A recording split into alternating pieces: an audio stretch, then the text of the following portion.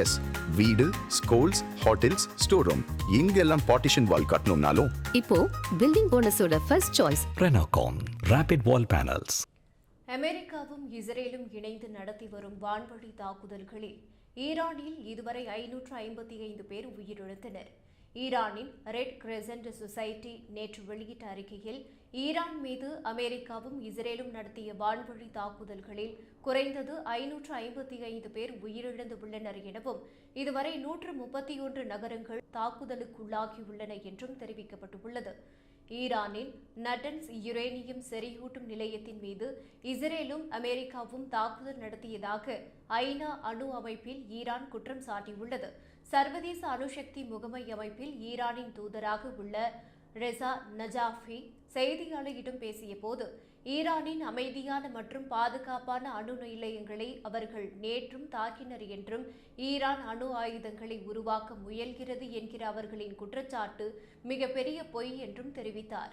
மேலும் அமெரிக்கா மற்றும் இஸ்ரேல் மேற்கொண்டுள்ள இந்த கொடூரமான தாக்குதல்களை நான் கண்டிக்கிறேன் என்றும் தெரிவித்தார்.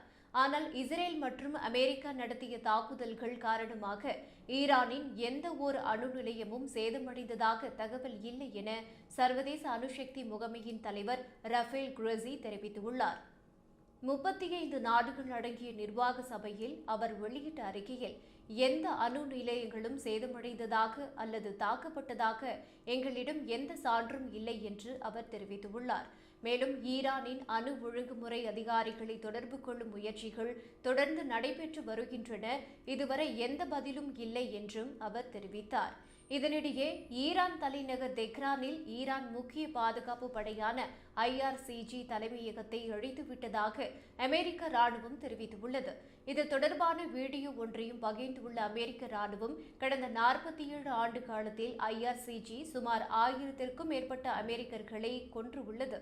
இந்நிலையில் நேற்று அமெரிக்கா மேற்கொண்ட பெரிய அளவிலான தாக்குதலில் அந்த பாம்பின் தலை வெட்டப்பட்டுள்ளது என்றும் தெரிவித்துள்ளது.